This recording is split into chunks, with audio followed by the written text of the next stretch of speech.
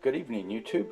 So this is my take on a deep pit pork roast. The local grocery store used to sell these. They had pork, chicken, and beef, and they were wrapped in butcher paper.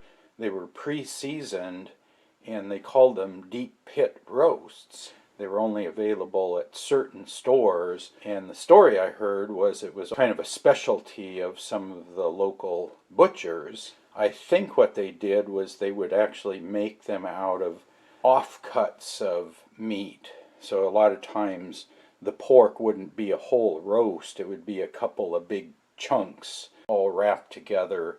And the chicken, for instance, was a bunch of boneless, skinless chicken thighs all wrapped up in butcher paper. But the best of all of them was the pork. I always liked the pork best. The chicken was really hard to cook. It was easy to overcook.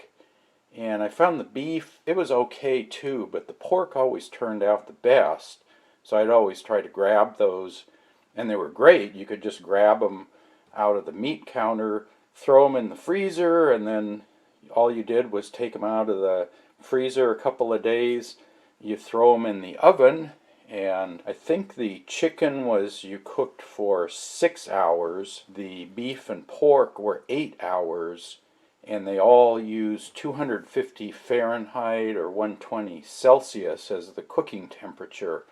So they're really easy to cook. You throw this in the oven in the morning, set it to 250, and you just leave it all day long, and by 6 o'clock at night it's just falling apart, and it's just been cooked really low and slow in the oven. You don't check the temperature, you don't baste it, you don't do anything.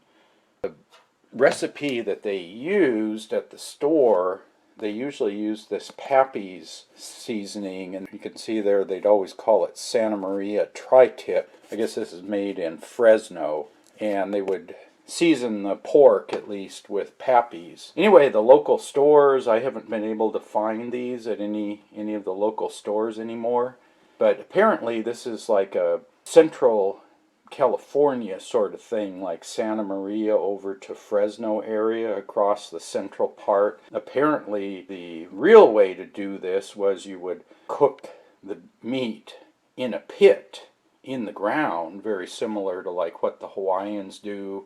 You would season it, wrap it up, make a fire pit, get some coals, and then you'd throw this in, and it would be wrapped in paper or burlap or banana leaves or whatever. This works really well, and it's just really easy.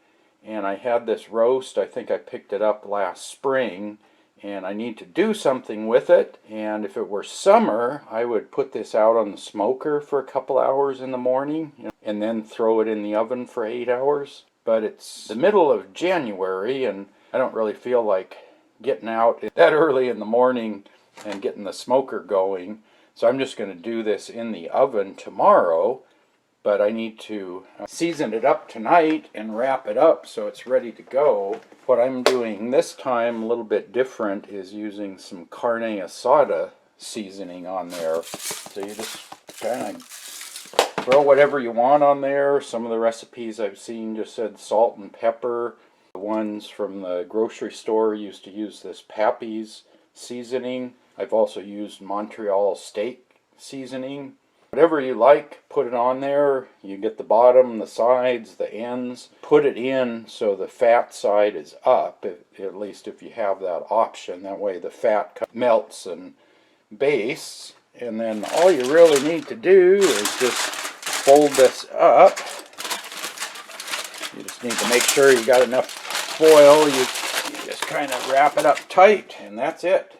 I'm just going to let this sit in the refrigerator overnight. Okay, here we go. Just took this out of the oven maybe 15 minutes ago. So I put it in about 8 o'clock in the morning. It was in until about 6:30. I just got back from a trip to the grocery stores. I turned the oven off, and it sat for maybe 15 minutes. You really don't need to rest this. There we go. So I did about 10.5 hours, and I lowered the temperature down to 240 Fahrenheit, which is maybe 115 Celsius. I mean, it is just super tender. You can see it's just it just falls apart. You don't need a knife or anything. So depending on how big a piece of meat you cook and how many people you're feeding, you will likely have leftovers. And this actually improves the more times you reheat it. So what I do is tonight I'll leave it out to cool down before I put it in the refrigerator.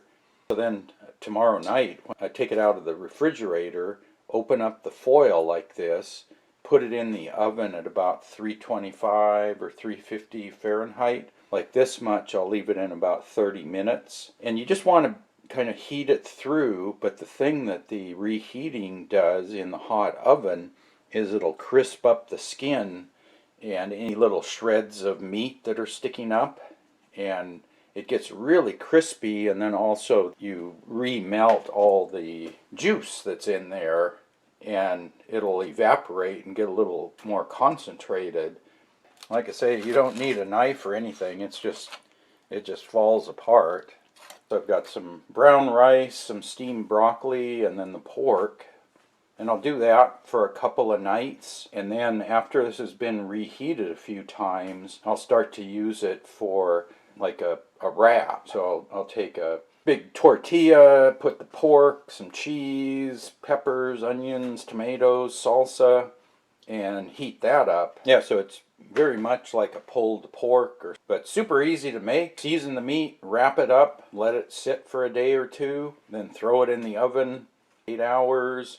You can cook it 10 hours, 12 hours. Probably wouldn't do it any less than maybe 6. At 6 hours, you're going to have to turn the temperature up. I like pork the best for this because you almost can't overcook pork. Anyway, this is my take on the Save Mart deep pit roast pork. Yes, there are other ways to cook this. I just like this way. It is so simple and it's just totally reliable. You just use a regular oven. You don't need convection. You don't need a temperature probe. I don't even set a timer. We're going to be away from home while it's cooking. You'd probably want to set up a cook timer on your oven so that it shuts off after whatever amount of time in case you get delayed getting home. I will give you one warning with this. If you are at home during the day when this is cooking, after about 4 or 5 hours, you start to smell this pork cooking. That aroma just grows and grows, and by about 7 hours you are just drooling, waiting to dig into this. So yeah, this is really good. I would give it a try. I do this every couple of months, and like I say, in the summer, take this out, put it in my smoker for 2 hours first thing in the morning, and then I'll wrap it up and put it in the oven to get the smoky flavor. One thing that the store did that I usually don't do, because they were using like pieces of meat. Instead of having one big roast like this, they might have 3 or 4 pieces, 1 pound, 2 pound chunks, and they could season all the way through the meat. So that would actually be something you could try, is cut this up and then season all the pieces separately, and then you put it back together and wrap it up in butcher paper. It works okay this way too. It's just easy. You don't have to do any prep work. I really like doing this, and it's super simple. It's really tasty, and the leftovers are even better. Anyway, it is time for dinner, so I'm gonna serve up some of this. Yeah, if you have any questions about that, or if you've done this a similar way, post up in the comment section below. And as always, thanks for watching.